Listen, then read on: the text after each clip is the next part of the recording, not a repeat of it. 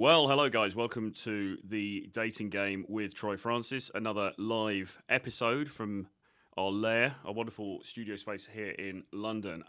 Good to see everybody. Thank you for joining me on my new channel. If you haven't already, do subscribe to the channel, do give me a like, do drop in comments as we go through this live stream today. And if you're watching this back on the replay, very warm welcome and thank you for joining in. So I am Troy Francis. If you don't know me, I'm a dating coach.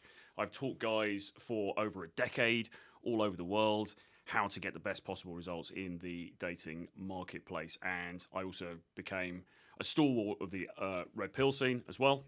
And I comment on dating and basically modern society and all of that good stuff. So with all of that being said, we have just recently had an event called America Fest 2023, which took place in the US, in Phoenix, Arizona. It's organized by Charlie Kirk of Turning Point USA. Now, the key thing that came out of this event, right, was a lot of dudes standing on stage beseeching young men in the audience to basically put their balls in a vice and get married, okay? That was the message. It came through clip after clip, quote after quote after quote. It was basically just wife up these chicks, get married as young as possible, get married even if you can't afford it, have kids even if you can't afford it, and that's what you need to do in order to be a true alpha. And it was really quite curious. I was just looking through some of these clips yesterday, and it was really quite curious the degree to which America Fest 2023 is actually pushing this message. As I say, there's at least 4 or 5 of them who are banging this drum. Probably more, because I haven't watched all of the speeches yet. But we're going to get into it now and have a look at some of the footage from this.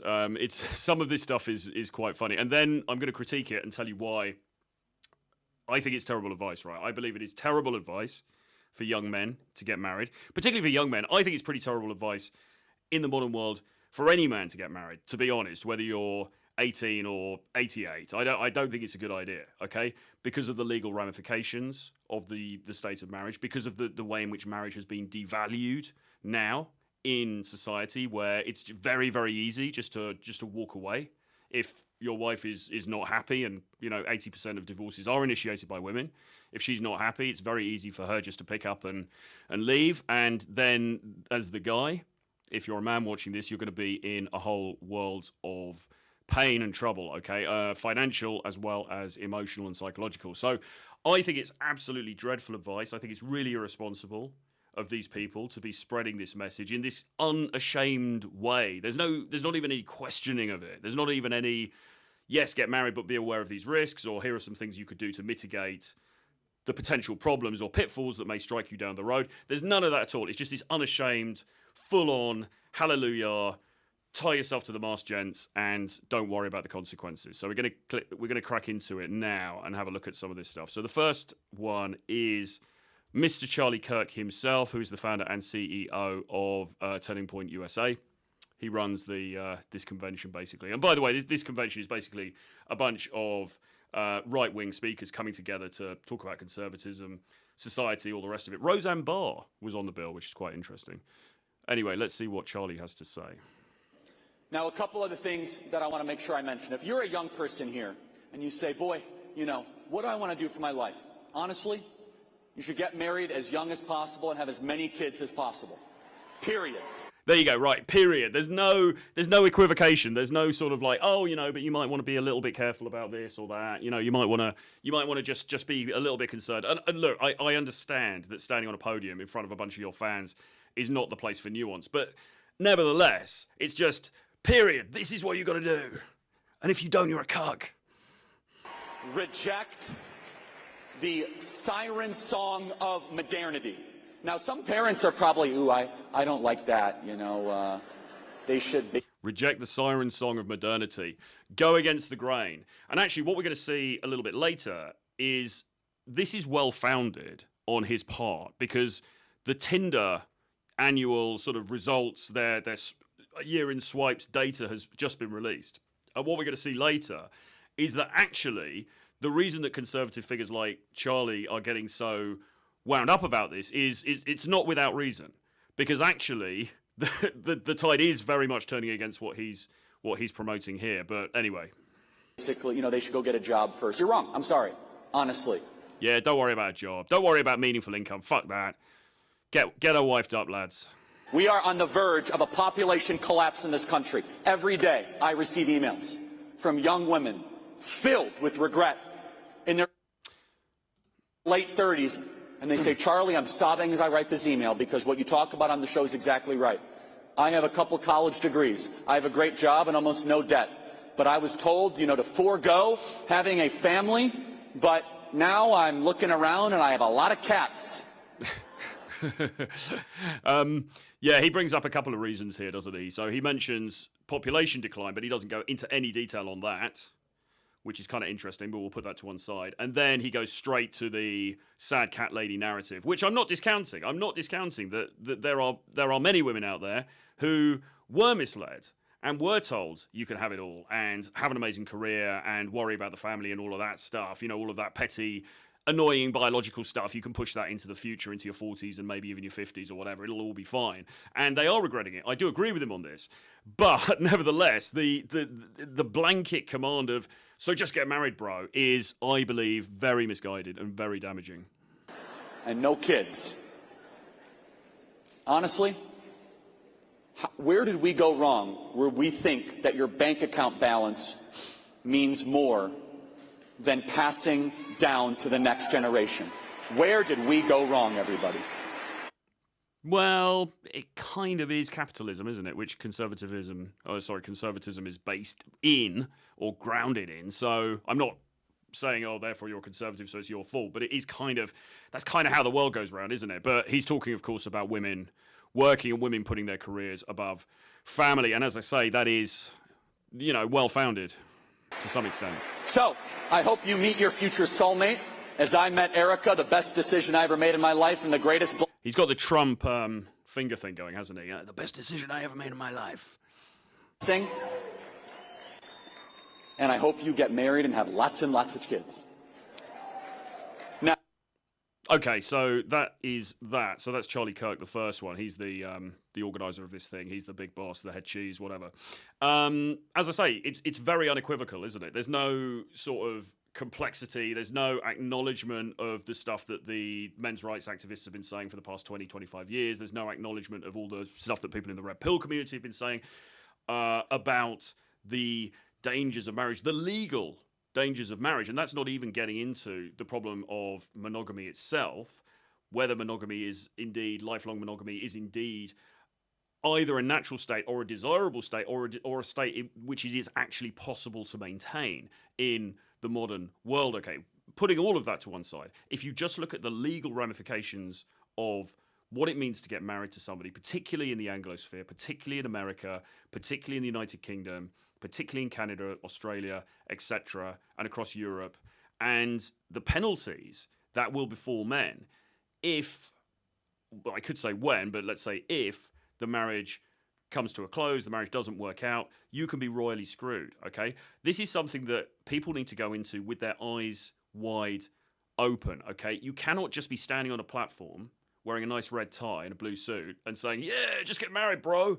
It's not as simple as that anymore. This is not how the world is in 2023, okay? It's very bad advice. It's damaging. It will ruin people's lives. Specifically, it will ruin young men's lives who are all sitting there in the front row clapping like seals at Charlie Kirk when he says this, but not for a second thinking about the actual ramifications of what it implies for your real life, okay? So on that, let me have a look, and we're going to have a look now at another clip. Okay, this is another speaker at the event, a chap called Benny Johnson, and I'll just pull this up. I made a promise to God. I was sitting in that seat right there. Technical difficulties, ladies and gentlemen. Okay, so now Benny Johnson comes in to the fray and puts his 2 penneth in. So let's have a look and see what Mr. Johnson has to say about this particular issue.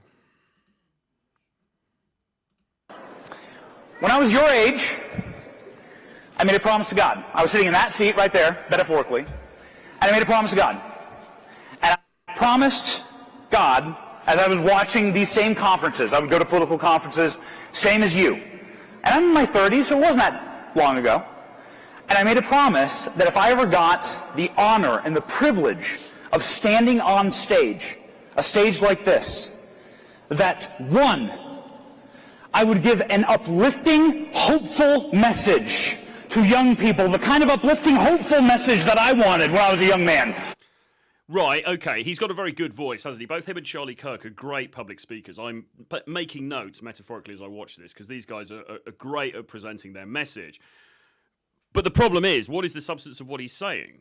It's basically, I want to give an uplifting message to young people. In itself, nothing wrong with that. Very, very laudable. A very laudable thing to want to do. But you can't give a message that is purely positive without taking into account the realities of what's actually happening in society. That is irresponsible. That is not the right thing to do, okay? You can't just stand on a stage and come out with some Pollyanna thinking and say, yes, good job, I made that promise to God, I made that promise to myself, I was going to send an uplifting message, and now I've done that, and I've just completely glossed over the realities of modern life. That's not the right way to treat your audience, okay, ladies and gentlemen?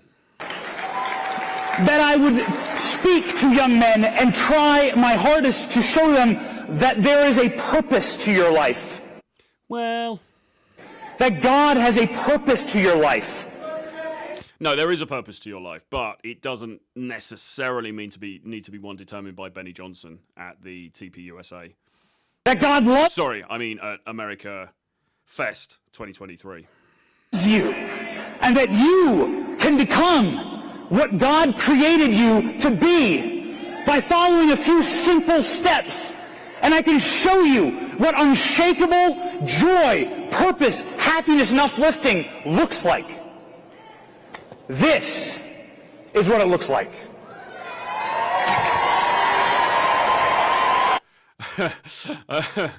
It's so hokey, isn't it? It's so cheesy. I mean, that's Tucker Carlson, right? That's presumably Tucker Carlson's family. Unless I'm getting this wrong, guys, let me know in the comments. But that looks like Tucker Carlson, and I assume his family there. This is what unshakable stuff looks like, and happiness and purpose and all of this stuff. Why is Benny Johnson not showing a picture of his family? Is he not married yet? Has he not got kids? Maybe he hasn't. I don't know, but that looks like Tucker Carlson to me. So, but anyway, I mean, the whole rhetoric design of this it's very, very trad. It's very hokey. This is the kind of thing that we see on Twitter the whole time. You know, you'll see like a picture like this of the happy family, and then next to it, you'll see a picture of like Dan Bilzerian in a swimming pool surrounded by smoking a cigar, surrounded by bikini-clad beauties, and it'll sort of say, a real man doesn't want this, a real man wants this, and point at the picture of the family, and everybody in the comments will be like, yeah, that's right, a real man, a real alpha man wants the family. Again, look, nothing wrong with having a family, nothing wrong with wanting to pass on your genetic legacy and all of that good stuff, but to pretend that it is problem-free, to pretend that it is the route to unbridled happiness and I forget the other adjectives he used, what else was he saying, but to pretend that it is just this unproblematic route to all of this stuff is disingenuous, and it's leading people down a path that in the current climate, I'm really sorry to break it to you, could turn out to be incredibly damaging. Okay, let's listen again, hang on.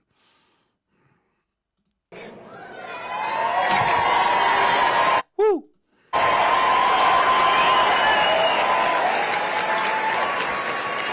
This is what it looks like to be unshakable.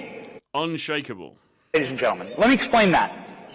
But is it though? Is it? Because we're going to look at some divorce stats in a bit, right? And no surprises, spoiler alert, the divorce statistics don't look that good.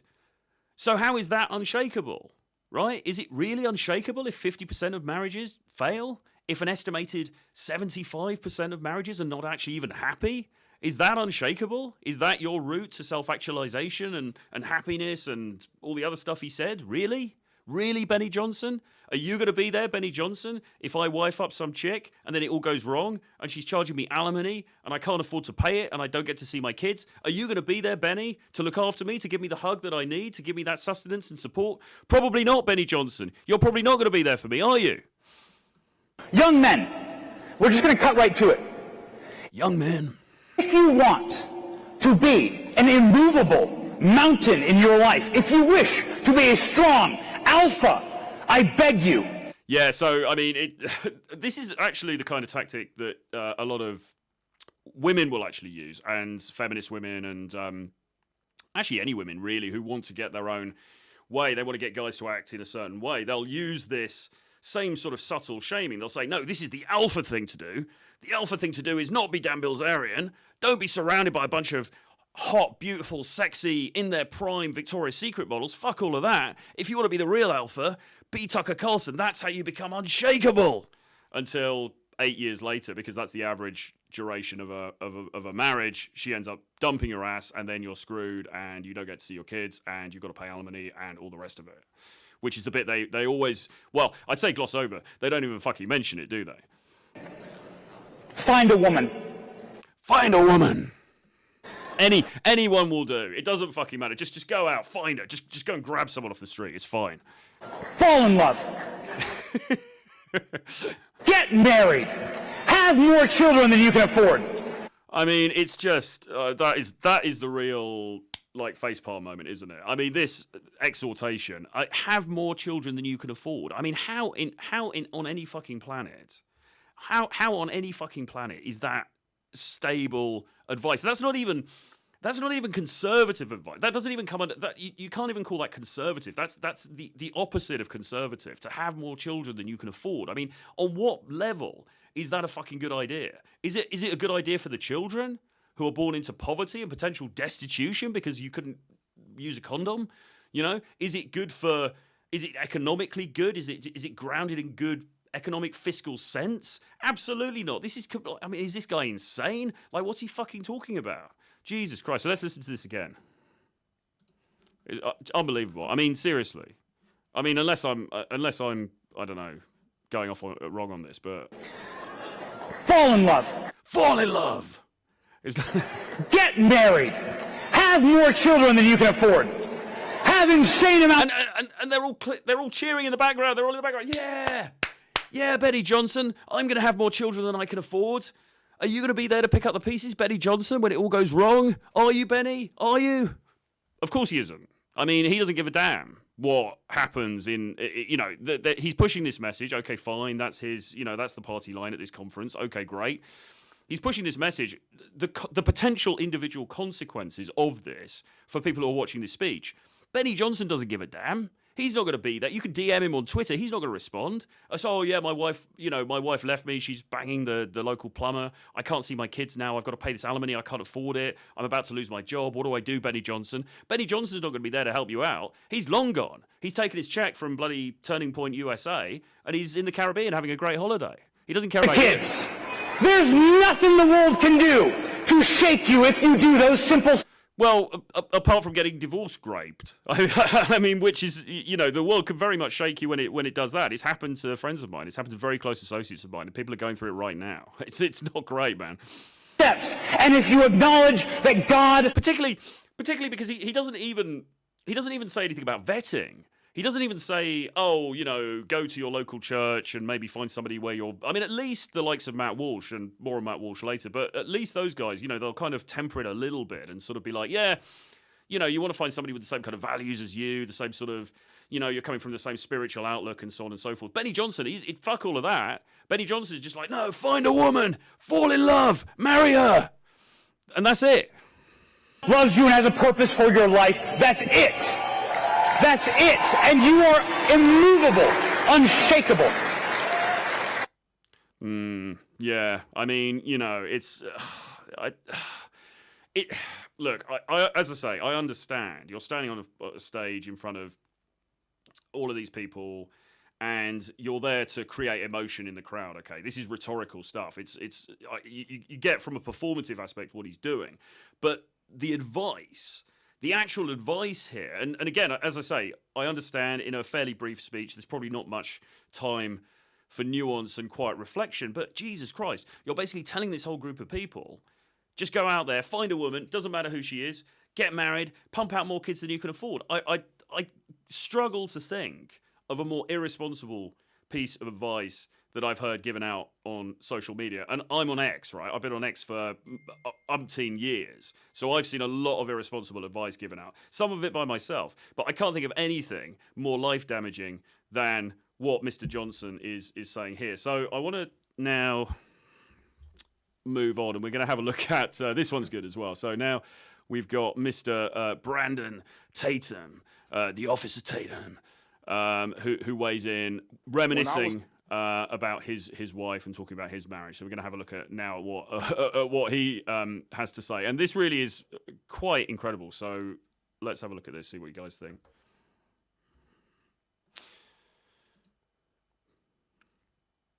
When I was single, I envisioned having a wife. I didn't envision having a baby mama. I didn't envision having a girlfriend. My vision was to have a wife. And as a single man, I would fly across the country, and when the seat was vacant next to me, I would close my eyes and imagine that my wife was sitting right next to me flying with me. I imagined that. I mean, look, is it just me? Look, this guy, okay, clearly a very alpha dude, okay. He was an NBA player. I think he was either professional or semi-professional. He was a police officer. Clearly in decent shape, clearly a very alpha guy. He's got that kind of charisma. He's got that authority about him, etc., etc. But what's he just said? He said, as a young man, I would fly across the country, and if there was an empty seat next to me, I would imagine my future wife, imaginary future wife, sitting next to me. I mean, guys, is it just me, or is that just completely mind-blowing? That is, I think, perhaps the simpiest thing. And listen, I've listened to Bruno Mars records, right? I've listened to fucking Bruno Mars. I've listened to Drake. I've heard some simpy shit in my life. And this, I believe, is the simpiest words that I've ever heard coming out of a man's mouth in the whole history of certainly my years on this planet. Isn't this mind-boggling simpery? As a grown man, you sat on an airplane and there was an empty seat behind you, and you imagined your imaginary future wife sitting there. I mean, Jesus, my head is going to explode. Jesus, seriously, guys, let's listen to it again. Let me just go back here a bit. Oh, come on, God damn it.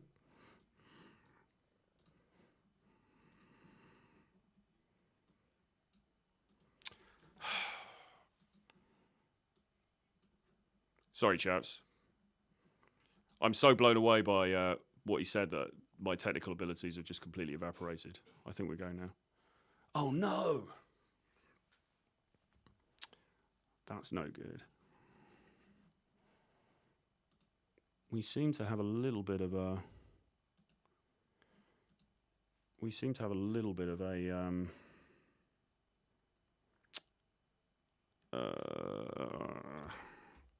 We seem to have a little bit of an internet issue, actually. Let's just see whether I can bring this thing up again. But listen, I mean, are you, like... I don't know why we can't bring that up. That's really annoying.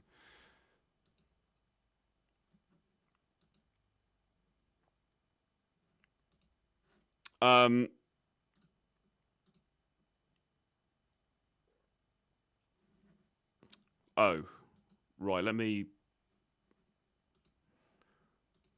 let's try this. Hang on a minute. Envisioned having a wife. I didn't envision having a baby mama. I didn't envision having a girlfriend. Oh, no. My vision was to have a wife. And as a single man, I would fly across the country, and when the seat was vacant next to me, I would close my eyes and imagine that my wife was sitting right next to me flying with me. I imagined that. Look, I mean, I would never be one to be recommending that you put on this kind of fake 2D alpha kind of front. I think that's very bad advice. I think, obviously, there's very popular figures out there. We've got the Tates, we've got, I don't know, think of any sort of machismo. You know, you've got Jocko Willink, you've got these dudes who are like these super alpha dudes. And I would never advise anybody, okay, pretend to be like that to the exclusion of having a personality of your own. I think that's a very bad idea. I think you've got to have there are strands of masculinity, right? And we can all play in our own way, okay? But can you imagine when Brandon Tatum was sitting down composing this speech and he thought to himself, I'm going to put in the bit about when I used to fantasize about having an imaginary wife sitting next to me when I used to fly alone across country. That's a good idea. That'll really get them. That'll really get them riled up. That's going to bring a tear to the eye. I mean, it's like, even if you did that, I wouldn't admit that in front of a stage full of people. You know, even if you did do that. And I can't imagine any guy doing that. And this is the thing. I mean, I think, look, marriage, yes, if it works, and in a vanishingly small number of cases, it can work. Yes, of course, it can be great. It would be great, I believe it, for all of us, if the Disney-fied version of marriage worked well. If you met that person and you guys got together and there were no temptations, there was no Instagram, there was no people sliding into the DMs, there was no cheating, divorce was more difficult, you know, there was much more of a social contract there to encourage people to stay together for longer. It would be great if it all worked, but it doesn't work, and it particularly doesn't work in 2023, okay? And so fantasizing about being married, you know, particularly as a guy, like, surely as a guy, you're meant to be the action taker. You know, you're meant to be the dude who's out there, you're conquering the world, you're doing this stuff. And listen, Brandon Tatum did. So, you know, I can't take that away from him. Clearly, this is a very accomplished man. But there's something very simpy, and I would argue soy, about a grown man sitting there with an imaginary wife sitting next to him. I don't know. Maybe it's just me. Let me know in the comments, but I just can't get my head around it. Anyway.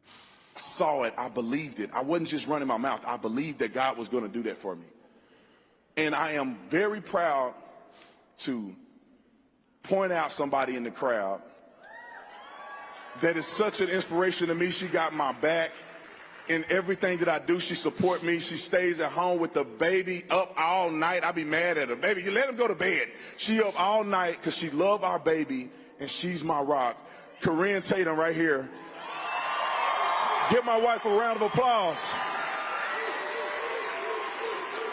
And my baby Bo.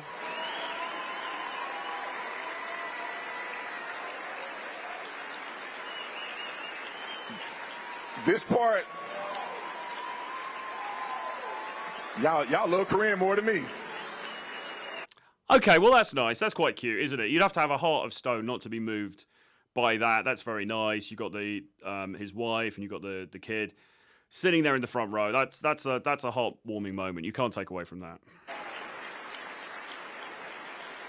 This part is for the young men out here. It's for the young men, real quick. I didn't do that introduction just to pat myself on the back. But I really want to encourage young men in this. The greatest decision that I've ever made was marrying my wife. Okay, great. Well, that's great for him. And as I say, heartwarming moment there when the camera pans out and we see his wife and his child sitting there in the front row. And it seems like, at the moment, for Brandon Tatum, things have gone very well. He seems genuinely happy. He seems to have achieved goals, as the kids would say today. That's great for Brandon Tatum. Brandon Tatum, however, is a high-profile individual who's had a very high-profile, successful career. I would imagine, I don't know his net worth, I would imagine financially a very successful man as well, okay? Playing devil's advocate here, could it be that, yes, it's worked well for him, he's in a very advantageous position in society? Is it necessarily going to work as well for the person who scrimped and saved to buy a ticket to come to Amfest 2023, or is even watching it online in between their shifts at a fast food restaurant, okay? Because what all of these guys are doing is they're exhorting everybody in the crowd. It's basically just act now, think later kind of message, isn't it? There's no, as I say, reflection. I mean, this guy, at least he's brought his own personal story into it a little bit, which is nice. But, I mean, one example doesn't negate all of the statistical evidence against marriage working very well in the modern era. It also doesn't negate the perilous penalties that exist for men, particularly when marriage goes wrong, which unfortunately, increasingly, it seems to do. So yes, it's very nice to sit there at the conference and listen to Mr. Officer Tatum telling his heartwarming story about his own personal success in this area, but that doesn't mean that that's going to be replicated by the average Joe in the street or in the auditorium, right? If all of those guys in that auditorium got married, the chances are that at least half of them are going to end up divorced within 8 years, okay? Again, is Brandon Tatum going to be there to pick up the pieces? Is he going to be there to give them a man hug and maybe to lend them some cash so they can afford the alimony payments afterwards? I very, very much doubt it, okay? And this is the problem. This is conservatism without accountability, okay? This is basically telling guys to do something which in the modern world is incredibly risky and potentially incredibly damaging, potentially even fatal when you look at male suicide rates and so on and so forth. These guys are just throwing caution to the wind. Go out there, do it, don't worry about it. It's going to be fine, and that's it, okay? Now, no stream on this kind of subject matter would be complete, of course, without some content from Mr. Matt Walsh, who once again has entered the fray talking about dating, even though it seems that dating is a subject that Matt Walsh genuinely knows nothing about, okay? Or at least, let's put it this way. Matt Walsh has been married for a number of years now, okay? And so he's not on the current dating scene. I think from a previous show, we discovered that he married his now wife, or they got engaged after about 2 months or something ridiculously quick. Okay, so this is not a man who, A, is out there on the current dating scene anyway, and B, had very much experience of what it's like out there even back then when he did it, okay? So this is a man who is clearly unqualified to be talking about this subject matter, particularly on such a big platform as his. Okay, but once again, he's weighed into the debate. Now, I thought I'd show this. Obviously, we're now deviating away from the old AmFest 2023 thing and the Charlie Kirk stuff. But it's kind of interesting to listen to what Matt has to say here. This just came out yesterday, I think. So let's have a listen to this and see what Matt has to tell us. The show, and the primary conclusion we've drawn is that the modern dating scene is, to put it gently, a disaster zone, a toxic waste dump. I don't want to be overly negative or discouraging about it, but it is an unmitigated disaster. Well, you can't disagree with that, can you? I quite like the humor as well. I don't want to be negative, but it is a toxic waste dump. You know, I think he compares it to Chernobyl now. It's a radioactive meltdown. It's the It's like he's looked into my own personal diary. It's like he's looked into my own personal dating life, and he's just recounting that. Sort of the dating equivalent of Chernobyl. And if pretty much that was not already clear enough, Tinder has, according to an article in the New York Post, released their annual Year in Swipe report. And they have, and I've got this. We can bring this up separately if there's time later, but he does go through some of the salient points here, so we can talk about them now. Tells us that this tells us about the state of the date, as they're calling it, according to one of the biggest and worst dating apps in the world, and the results are pretty bleak. So here's what the report says. Quote, young singles are no longer doggedly pursuing their happily ever after, new data has revealed. According to Tinder's annual Year in Swipe, which shares the state of the date in 2023, singles are less concerned about where their relationships are headed and more interested in creating opportunities to have new, memorable experiences. Yeah, yes, I mean, there's a lot of sort of euphemism at play here, isn't there? New, memorable experiences. I mean, what are they? They basically mean banging, don't they? That's what they mean. They mean having sex, right? That's what it all boils down to. And we get an interesting quote from the chief marketing officer in a moment. And again, there's a lot of sort of obfuscation there, and a lot of sort of nuance and subtlety and everything, and basically what it's saying is that Gen Z are just banging like rabbits, or at least the good-looking ones are anyway. This year in particular marked a major shift where the journey is more important than the outcome, Tinder Chief Marketing Officer Melissa Hobley said.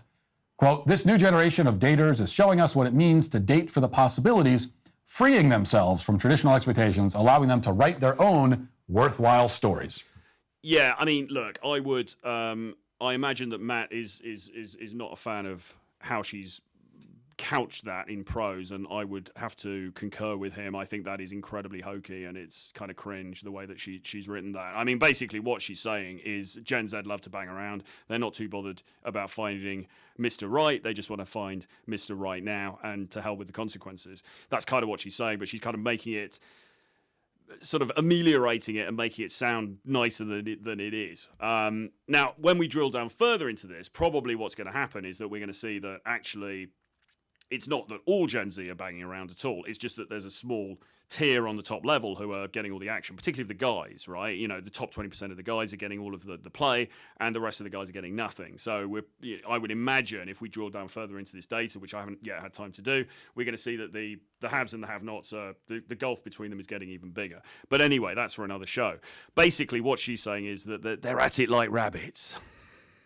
Gen Z Tinder Australia spokesperson Kirsty Dunn agreed, continue to usher a renaissance in dating, and this generation is certainly straying away from labels and the more traditional expectations. So, I mean, as I was saying earlier, you can see why now the people at Amfest 2023, Charlie Kirk, that Benny Johnson guy, Officer Tatum, and Tucker Carlson also had a quote that was sort of along similar lines, basically just, you know, get married, settle down, having a family. Tucker Carlson repeated the often said thing, which is that the only purpose of life is to procreate, basically to reproduce. To which I always respond, well, on a species level, yes, that is the point of we're a human species, right? We're a species. There's no other raison d'etre for us being here other than to replicate ourselves, right? Survival and replication. So that is true on the level of the species. Whether that's true for the individual in your own life, though, is another question, okay? Because I am not the species, all right? Yes, I'm part of the species, but I don't represent the entire species. I may choose to make different decisions in my own life, and that's my business, okay? But anyway, so Tucker Carlson came out with that. And the reason that they're all banging this drum, and they're banging it so loudly, is because of this stuff. Actually, if you're objective, and as a conservative, as an alt-right kind of conservative figure or platform, your objective is to say to people, no, you should get married, family values, etc., then this Tinder data shows us that that is going very badly wrong. So they would say, well, it's societal pressure. I mean, perhaps it is. I don't know. But certainly, regardless, what's actually happening is that the populace, or Gen Z, are going even further from what Charlie Kirk or probably Matt Walsh or any of these dudes would recommend. They're just going more into degeneracy. And these conservatives are there clutching their pearls going, oh my God, no, please get married. Just find any woman and marry her. And then have more kids than you can afford, you bastards. You know, they're just going hell for leather because they're clearly losing the rhetorical argument here, right? They're clearly on the wrong side of this, not the wrong side, but they're clearly not winning this particular debate. They're not drawing people into their camp, apart from those few hundred people who were at the event. Quote, 69% of young singles agree that dating standards need refreshing to fit a more modern and diverse society. Now, I mean, what does that even mean? This modern and diverse approach to dating has a clever little acronym to go with it, and that acronym is NATO. To any military buffs, no, it does not stand for North Atlantic Treaty Organization, at least in the context of modern love. Instead, it's an acronym for not attached to an outcome, an approach to dating that's been embraced by Gen Z this year and helps open up the possibilities of any and all connections instead of being fixated on a specific end game. Now, quick side note. So I was saying on Twitter earlier, I think my entire dating history for the past like 25 years has basically been NATO. It's basically not attached to any outcome. I've been holding up the NATO party line since the 90s, and I continue to do so. But obviously, for the likes of Matt Walsh and all these people, that is a very, very bad thing, and he's going to explain why now. Is yet another sign of how low the bar has gone in society, that you can call yourself a military buff if you simply know what NATO is. He's got a point, hasn't he? But I digress. Continuing, users are not looking for anything. They're not putting pressures on themselves or others by setting that expectation of only looking for a relationship or only looking for something casual, she said. It's very much in line with what we've been seeing over the last couple of years, particularly last year, as situationships become increasingly more prevalent. They're focused on getting to know someone, being in the present and living in the moment. They're leaving it open-ended so that they can explore whatever path they want, which can be quite freeing and liberating. Now, in other words, apparently now there are two different types of NATO that need to be disbanded. Granted, I never know with these kinds of articles whether they're just inventing these buzzwords and acronyms on the spot. I find it somewhat hard to believe that any actual 22-year-old woman is out on a date saying, I take more of a NATO approach. But whether the acronym was invented by the media or not, the approach that it describes is certainly very real and very common and very, very wrong. An open-ended approach to dating, where there's no end goal or purpose or intention in mind, is a bad idea for much the same reason that it's a bad idea to take the approach like that to anything in life. Platitudes about living in the moment and being in the present, they may seem appealing if you're kind of stupid, but intelligent people know that you have to have some idea about where you're going in each present moment and why. Yeah, kind of. But, and he does go on to point this out in a moment, the issue with dating or getting into relationships, whatever whatever it is that it takes two to tango. At least two. Maybe it takes more if you're Destiny and Melina, but it at least takes two to tango, okay? And so you can't, it is not advisable to go into a bilateral negotiation, which you might say the dating process is, with only one fixed outcome. Like there needs to be some degree of flexibility there, okay? Because you don't know what objections the other party is going to throw up. Sorry, this is all getting very theoretical now. What I basically mean is, put it like this, right? So from a dating coach perspective, we always advise clients not to go in and basically say, hey, yeah, I'm looking to get married in 5 years. What are your life goals? Blah, blah, blah. Because when you do that, as a guy, when you're going on a date with a woman, often women can get put off by that because effectively you're putting out all your cards on the table, from day one, which is not a very attractive way to come across. It is better actually to be a little bit more mysterious and a little bit more aloof and also take some time to assess her as well, because here's the other thing, okay? Like what Matt is basically saying, I think, is go out with the intention of finding someone to marry, okay? And he does go on to strengthen that point in a moment. Fine, but you can't really... you need to kind of get to know the person a bit. Like I don't want to sit down on a first date with a woman I've never met before and basically I'm interviewing her for the position of my wife. That just seems like a ridiculous thing to do. What I want to do instead is to spend time with her, maybe not with an outcome in mind as such, like these NATO kids are saying, and kind of see where it goes and kind of see what her behavior is like over time, see how she responds to me, see how, we come up against challenges, there are difficulties that arise. How does she respond? How does she act? How does she act with me? What's her vibe like? What's our chemistry like together? Okay. And then over time, you can make a decision on that person whether, okay, this is going to be something more casual or this is not going to be casual, and actually we're going to make this into a long-term thing, even a marriage, okay? But I do think, if you go into the date, particularly as a guy, and you're like, right, are you the future Mrs. Troy Francis? I think that's a very, very bad way to go at it. And in the modern dating scene, unfortunately, a lot of women are just gonna bin you off and ghost you because they will think you're too needy. They'll think it's just not gonna fly unless you're, I don't know, going to some Pentecostal church or something like that. Maybe. This is the case again. No matter what you happen to be doing, even if you're just taking a walk around the neighborhood, you need to know where you're going. The difference between an enjoyable stroll and getting horribly lost and then ending up getting stabbed in the chest when you wander down the wrong back alley is simply knowing where you're going. That's the difference.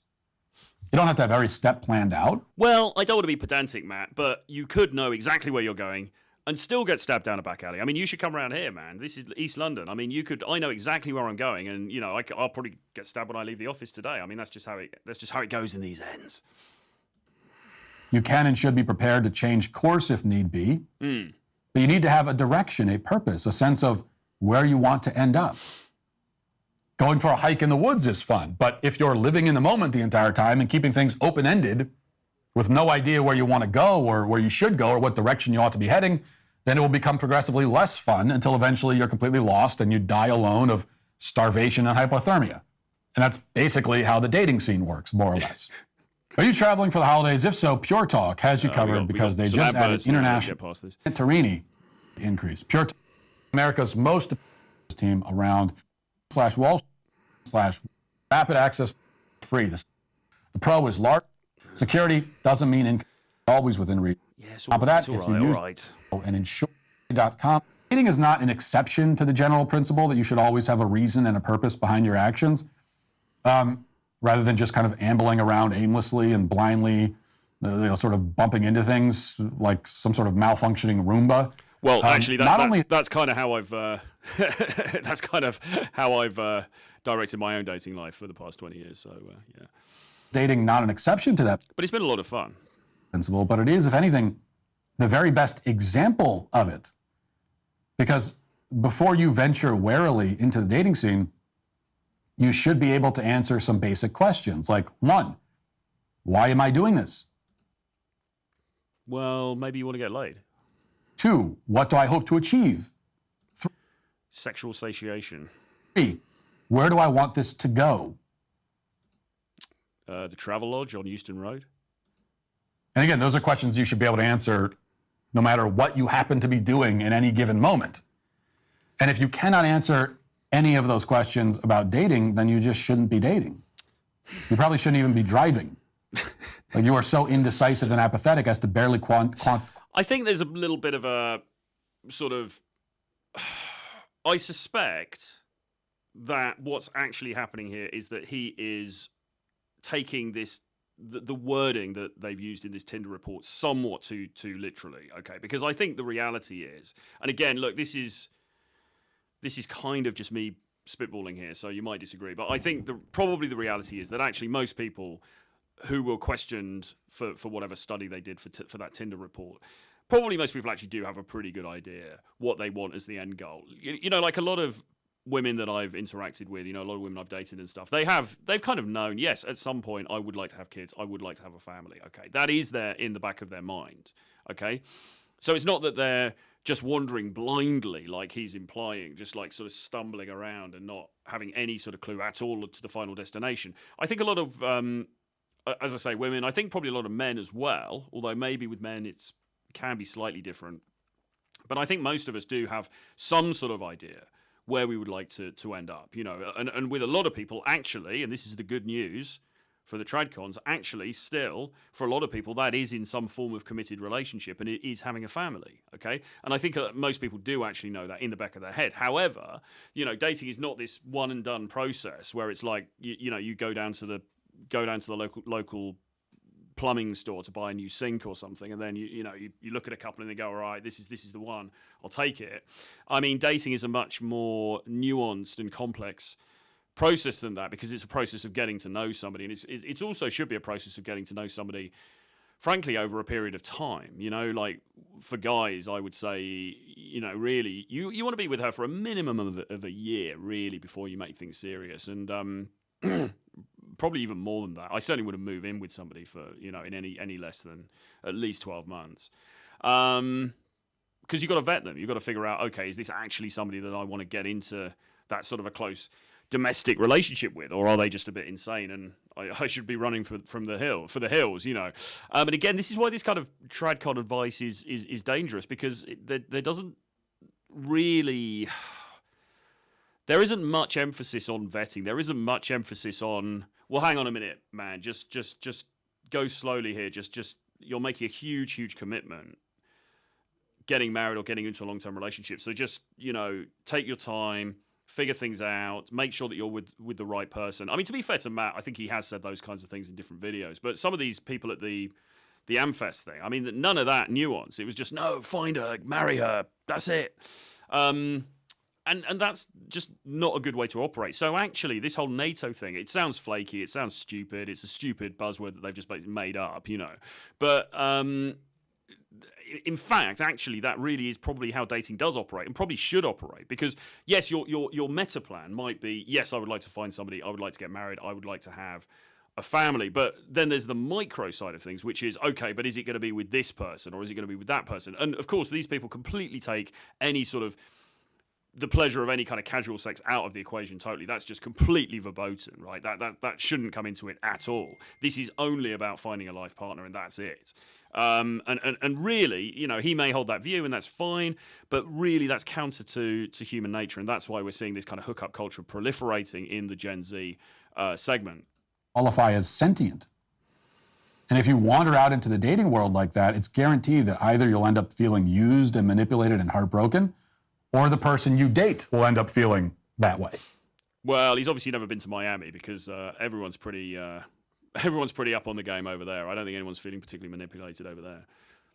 Almost like, well, they probably are, but you know what I'm saying. I mean, this idea that there's these kind of poor innocents out there in the dating marketplace. I mean, if you go to one of these big cities, Miami, New York, London, Vegas, whatever, I mean, from the male side and the female side, there's a lot of very experienced players out there, and maybe they're doing some manipulating, but it's like everybody kind of knows the game. So, you know.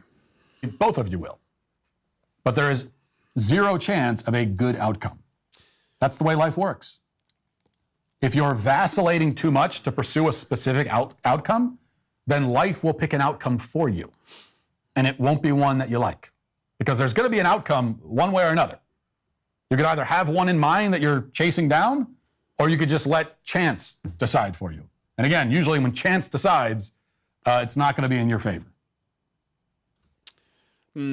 Yeah, well, as I say, I think there's a meta and a micro level with this stuff. I suspect that a lot of people do have the meta level kind of figured out to some extent. I mean, not everybody, but they kind of, I think there's, because most people, let's be honest, the biological drive is toward pair bonding, and it is towards having a family, okay? So most people probably do have that as their final goal, okay? There are outliers, of course. There are perpetual playboys, etc. But a lot of people do have that as the goal. But, you know, you can't go out onto the modern dating scene and just kind of like go out on every single date, every single interaction, as if you're auditioning that person to be the potential future partner, the potential future husband or wife. Apart from anything else, because it's an enormous turnoff and it doesn't work as a dating strategy, okay? It really doesn't. Women in particular get very turned off by guys who seem to be too needy, who seem to be chasing them too much, who seem to want too much too soon, okay? Why? Because, you know, men really actually value freedom, or should at least value freedom, more than they do domesticity. If a guy is too willing to proffer his wrists up to put on the handcuffs of domesticity just because she's cute or she's got a nice butt or whatever, that's a very, very bad situation to be in, okay? So that's not going to be a turn on for her. She's not going to like that. And yeah, man, you've got to be careful about the way you present yourself if you want to maintain, you know, these women's attraction. So that is the case for, if you like, that is what these Tradcons are saying. And I mean, some of that stuff from the Amfest thing is just brilliant. I think just hilarious. But you know, what's the sort of counter argument to this? I mean, what's happening out there? Well, so Forbes have done an article. Let's just bring this up. I mean, as if this needs repeating, really, but let's have a look at the realities out there. So Forbes have just done an article, divorce statistics in 2023. So what's happening out there when we get away from the rhetoric? Okay, and this is in the United States. This is US data. In 2021, a total of 689,308 divorces occurred across the 45 US states that report this statistic, okay? And this is where this gets a little bit murky, because sometimes it can be tricky to get accurate reporting, accurate statistics on this stuff, but that's the figure that they've got.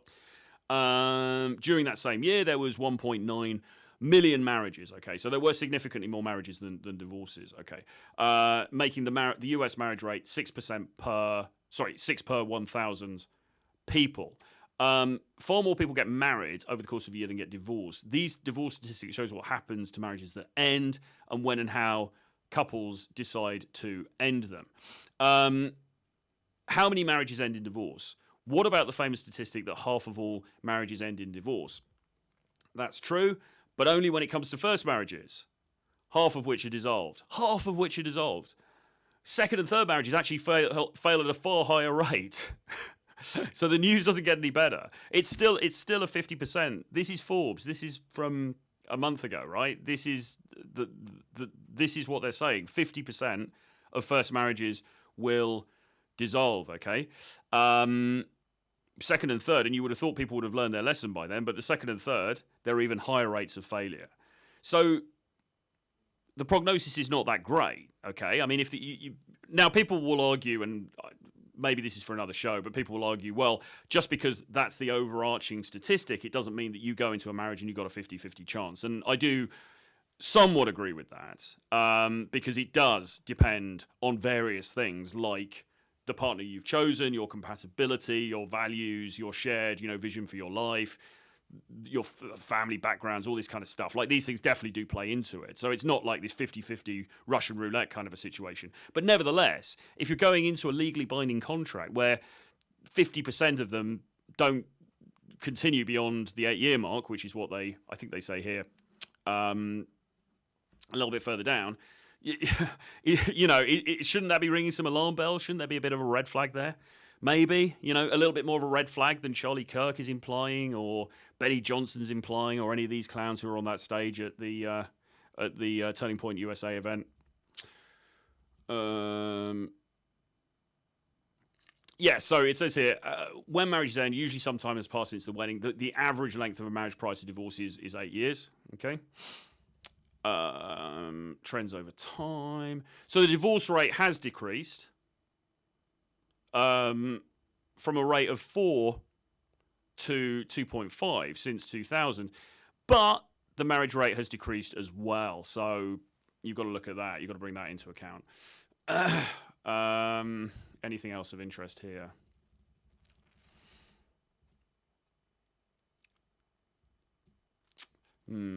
So the main reasons, what are the main reasons for divorce? Okay, well, this is what it comes up with. 75% of individuals and couples cited lack of commitment as the reason for their divorce. This was the most common cause of marriage ending, exceeding even infidelity. Okay, fine, but what does that even mean? What does lack of commitment mean? What does that actually mean? That sounds a little bit woolly to me. That sounds a little bit grey to me. Could it mean lack of commitment? Oh, he was working long hours and, I never got to see him, so I ended up having sex with my boss or the gym or my personal trainer at the gym.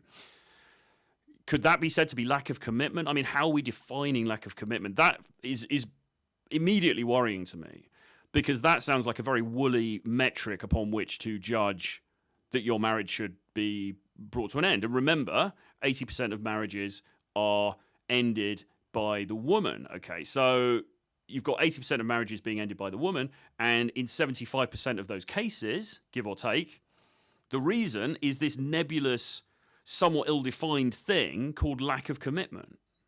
That doesn't fill me with huge confidence that this is a great idea, okay? Infidelity is the next one. Domestic abuse is 24%. Although, of course, domestic abuse can be, not condoning it in any shape or form, but it can be interpreted in different ways now. You've got things like, financial abuse and things like that as well, haven't you? And it goes on. Over 70% of couples, this is interesting actually, over 70% of couples report not understanding the realities or stages of marriage. 70%, that's really high. A lack of knowledge about what marriage entails is one of the leading contributing factors to divorce. In fact, 72% reported they didn't fully understand the commitment involved in marriage before they tied the knot. Well, no surprise. They were probably sitting in the front row for bloody Charlie Kirk at the Amfest thing, and they were just like clapping along like seals, or when, was it Benny Johnson brought out that photograph of Tucker Carlson with his kids? They're like, yeah, America. And, and you've got Benny just saying, yeah, just find a woman, fall in love, get married, without any thought to the nuances or the intricacies of that process. It's not surprising that you've got a majority, 72% of couples, say they didn't fully understand the commitment. They don't even understand the paper that they're signing or what they're actually signing up for. Many divorced people said they were surprised their partner changed over their marriage and were unable to personally cope with new problems that arose over time. And this, my friends, is one of the problems with long-term monogamy, right? Which is that shit happens over time. Okay, life happens. All right, it's not just this linear thing. It's not just this sort of like, oh right, now we're married. Now we've got 2.4 kids, and we've got the nice suburban home. Now we're just happy forever, and that's it. It's not like that, right? Shit happens. People lose their jobs. People get ill. People die. All right, disasters happen. You know, there's a hurricane and the roof gets blown off, and you can't afford to get it repaired. And there's just all of this crap that happens in life. Okay, and how people react to that. Obviously, you've got a honeymoon period where everyone's being very nice to each other, and oh, she's so sweet, and she really understands me, and blah blah blah. But how she's going to react, or indeed how the husband is going to react when the shit really hits the fan, is a different thing. And as much as I believe that vetting, that is to say, really taking the time to get to understand your prospective partner prior to getting into a legal contract with them, I think that is a very sensible, eminently sensible thing to do. Even that is not a foolproof process, because you know, you've known her for, 18 months, and then you guys get married. Okay, great. But in 18 years, is she going to be the same person when some really disastrous thing happens? How's she going to react to that? You don't know, and she doesn't know either, okay? So you're putting your money, if metaphorically, on this kind of long-term bet on the fact that someone's going to be stable and they're always going to be there for you. And that may not be the case. You know, it may not be the case. You don't know. I mean, it might be, but obviously this has just said 50% of marriages end in being dissolved anyway, right? So again, it's a problematic thing. Now, I want to just bring up something else. Now, there's all of that, but you might say, well, okay, fine, but this is better for. Isn't it better for the problem for the children or and so on anyway?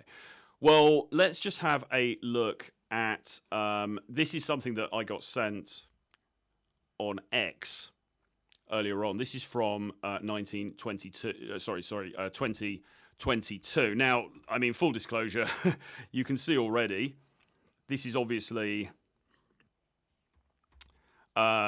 this is they kind of nail their colours to the mast here. This is obviously a men's rights document, so they are taking a very specific angle on this. But nevertheless, the text in here is quite interesting. So it says NY Man. So the organisation is called what is it called? Well, NY Man, I guess, a national grassroots lobbying site for issues related to men, fathers, parents, boys, children and families. Okay, this is the other side, isn't it? This is the side that Charlie Kirk doesn't want you to see. So they say NY Man advises that men don't get married. It offers no protection to men and allows government regulatory control of your assets, including future earnings. Okay, I heard about a kind of high-profile guy actually who this happened to quite recently in America, and it's ridiculous. Like something like for 20 years, he's got to pay something like 20% of his royalties over to his ex. Crazy. As it stands now, there are no protections for a man in matrimonial court. This is regardless of if he agrees with the divorce or not. Okay, so she just walks out on you, divorces you. It doesn't matter. There are no protections. 80% of divorces are initiated by women. Okay, and of college-educated women, the number is 90%. So if she's well educated, there's an even greater likelihood that she's going to kick you to the curb at some point. A unilateral divorce against his wishes, with the number one reason given by women. Okay, you ready for this? The number one reason for these divorces given by women is we grew apart. Okay, we grew apart. I mean, that's it. You know. Been together 20 years, and now I want a divorce, and you've got to pay me all this money, and you can't see your children anymore. And the reason, we grew apart. And this, I think, is what, you know, Pearl would talk about a lot when she on the pre-game show and stuff, when it's like, well, I mean, it used to be until death us do part, right? I mean, that's what it used to be. And I'm not saying that wasn't problematic. I think marriage has always been problematic for different reasons. But now, the main reason being given to end these marriages, these contracts, is we grew apart, or this kind of murky lack of commitment that doesn't really, what does that really actually mean? Could it be lack of commitment because he doesn't empty the fridge, or he left the top off the toothpaste, or whatever, right? I mean, it's very undefined. So the point of all this is that the chances of you going into your marriage like these conservatives are telling you to do, and then getting dumped some years down the line and left in a very bad situation are very high. Very high. What else does it say? In cases without children involved, the matrimonial courts will apply sexist stereotypes of the man as a provider and plunder his assets to cover the expenses of the divorce. Even in the cases where she initiates the divorce, the courts will award temporary, in some cases permanent alimony from the moneyed spouse to the non-moneyed spouse, as women tend to marry up. Hypergamy, that is to marry men with higher earnings, and then we can switch men for the term moneyed spouse. Even in cases where there are children involved, the anti-male sex bias is even worse. Even though initiated by her, you will suffer the same as the above, but the mother will get, says in inverted commas, custody of the children in about 80 to 85% of cases, and you will be assessed for child support, which is in effect an income transfer from you to her. So 80 to 85% of cases, this is a US document, and it's a New York state document, but we need to check into the UK, but I think it's similar. 80 to 85% of cases, she's going to get custody of the children, okay? So she's initiated the divorce in most cases. The reason was we grew apart, and now she's got custody of the kids, and you're going to get assessed for child maintenance and alimony and all that stuff. And then, okay, that's enough of that. But you get the picture. You get the picture. So, and then, you end up paying all this money. It may be that you can't see your kids anymore. That's happened to a friend of mine recently in the UK. They weren't married, but he was in a relationship. I believe he was engaged with this woman. Things went awry, and now there's a lot of bureaucratic difficulties with him seeing the kid. It's costing him a lot of money. He's having to make payments for this, that, and the other. Very, very difficult position, right? And they weren't even married, okay? And when you're married, you're completely, they've got you by the short and curlies, as people in Britain used to say. So this boilerplate message, this blanket statement of, yeah, bro, just get married and have kids. Even if you can't afford them, just have kids. Again, seems to me to be extremely damaging, and really, can potentially just wreck people's lives, because all the people in that audience or the people online who are watching this stuff, this message is very popular. Okay, this message is very popular, and I'm not saying the intention of the message is necessarily bad. I don't think it probably is, right? I think it's I think that they have their reasons for pushing this message. As I say, I mean, you can kind of understand if you look at those Tinder data that came out, in that report. It's kind of not surprising that the conservative right feel that they need to really bang the drum for this, because it's just not the way society is going. Okay, the kids, and I say that Gen Z, they're not playing by these rules. All right. They are actively going against that. They're in these NATO relationships. They're in these kind of they're not looking for an outcome. It's completely the opposite of what these conservatives want. And unfortunately, that's what's happening. So it's no wonder that they feel that they have to fight harder for their corner. But is fighting harder for their corner the right thing to do on an individual level? It might be good for society. You can say, well, yeah, but marriage is great for society, and that's how it should be, and strong families build strong societies and all that.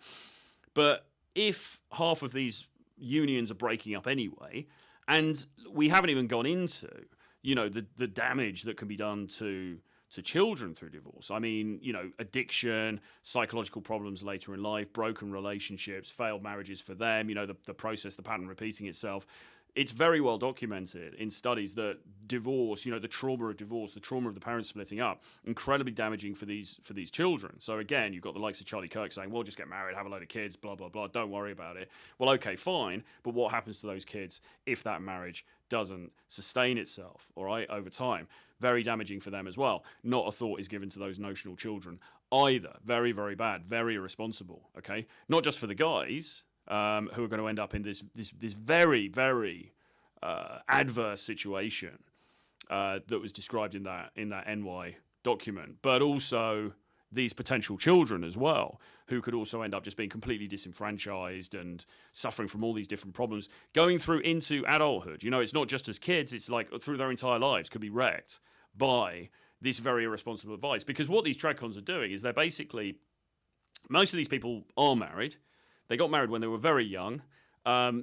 Most of them are in very enviable positions as media figures who are earning a lot of money, who are famous, who have, you know, presumably got, sizable assets and all the rest of it. I'm not saying that completely shields you from the divorce meat grinder, because it absolutely doesn't. I mean, just look at Stephen Crowder, for example. But certainly it could be argued that those people are having a somewhat easier ride than many of the people in the audience or their potential audience.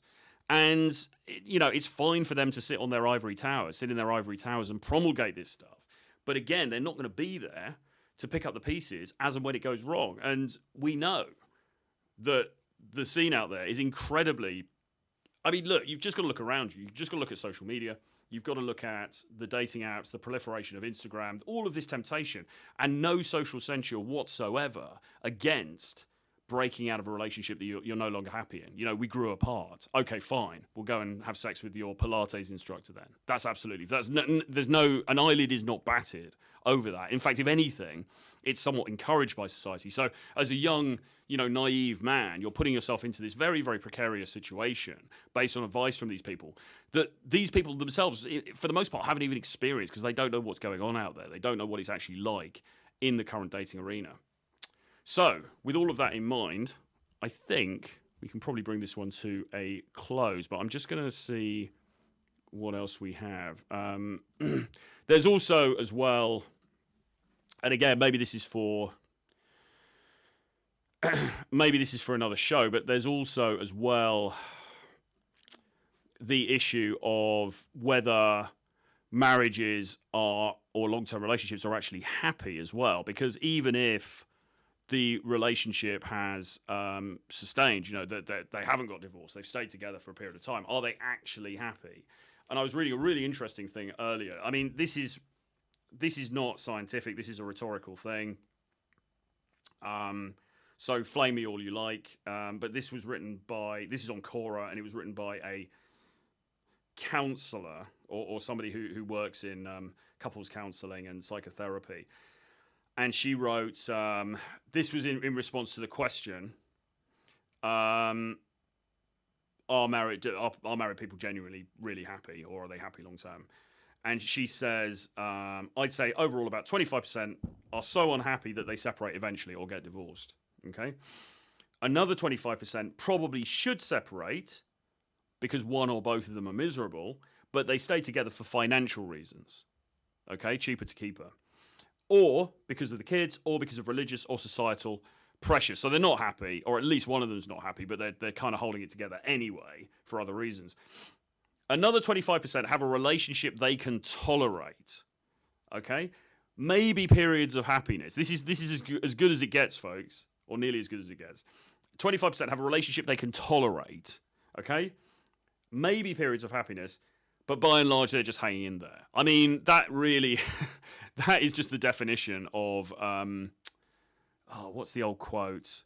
A life of quiet desperation, right? That's kind of just the definition of textbook that, isn't it? It's like, so are you happy in your marriage? Well, I can tolerate it. There may be brief bursts of happiness amongst the quagmire of doom and despair of going home to this woman every night and going to IKEA with her at the weekends and trudging with the kids through the park on rainy and misty days, wondering why I didn't just go and live in Hawaii or, start that surfing business on the shores of Thailand and lived an entirely different life. But instead, I'm in this sort of colloquial kind of suburban hell that I've created for myself, and I can't get out of it, but sometimes I can tolerate it because she might give me pity sex every 6 months, and she's all right, she's quite friendly, and we used to watch some of the same TV shows, so we can talk about that, and they're kind of hanging in there. I mean, it's a pretty desperate sort of state of affairs, isn't it? And then 25% are reasonably content or happy. So maybe, according to this woman, and as I say, there's no scientific basis for this at all, although she does say that this is based on years of observation, experience doing couples counselling, and a degree in psychology. Maybe 25% of the people who remain together are happy. The other interesting thing is, and I think we'll do another show about this where we go into this in more detail, but there is, let me just have a look. There is a PhD who specializes in this very subject area. And she's written a number of sort of books and blog posts and papers on this stuff. I'm just trying to find her name. Okay, it's not coming up, but we'll look more into her work in subsequent episodes of this. But basically, one of the points that she made that I thought was really interesting was that when they're comparing, because you know how you'll always see these reports and they'll say, well, no, married people are happier. And she really drills down into those statistics and those surveys to figure out, well, is that actually true? Is that real, or is that just other figures sort of being massaged for some reason? And one of the things that she says is that when they're measuring the happy married couples, they're only counting couples who have remained together. Okay, so by definition, of course, those people are more likely to be happy, because if you've been married for 10 years and then you got divorced, then the period prior to the divorce, your life is likely to have gotten worse for being married, not better. Okay, so there's this whole thing as well about whether are married people actually happier than single people, or is that just a meme?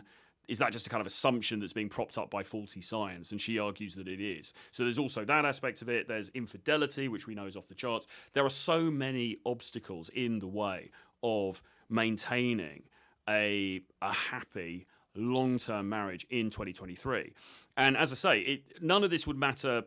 Well, it would matter, but it would be less egregious if the potential legal and monetary, fiscal and psychological, and even your mental health, your life itself, if the potential disastrous consequences of this weren't so extreme for young men in particular, but they really are.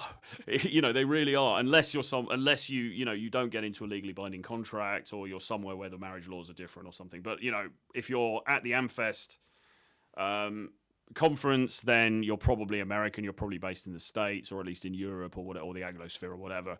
And then you're screwed if you take the advice of these people. So be very, very careful when taking Tradcon advice about marriage. Do seek proper legal representation and proper legal advice on this. Don't just take the word of somebody in a nice shiny blue suit standing on a stage with lots of lights around him. They don't necessarily have your best interests at heart, and they're certainly not going to be there to pat you on the back and help out with the alimony bills as and when it all goes wrong. Anyway, with that being said, thank you very much for joining me. Please do subscribe to this new channel, The Dating Game with Troy Francis. We're going to be doing these live streams several days a week, every week, plus standalone videos and street interviews and all this other good stuff. We're really going to be getting to grips with the current dating scene, what's happening out there, but most importantly of all, how you can get better results in dating, okay? For guys and also for women as well, we're going to be looking at actionable strategies, actionable advice. How can you meet that person or those people that you want to get with, right? How can you have the kind of dating life that you would actually like to have? How can you make it work? Because it is difficult out there, but it's not impossible. And in many ways, certainly for single guys, you could argue it's one of the greatest times to be on the dating marketplace in the entire history of the world. So it's not all doom and gloom by any means. There you go. Hope you enjoyed the show. Thank you very much for tuning in. I'll see you guys again very soon. And do subscribe to this channel, as I said. Do hit the notifications bell so you get informed when new videos are coming out. Do share this with other people, and share it on social and all the rest of it. Give me a comment below, give me a like, and I'll see you guys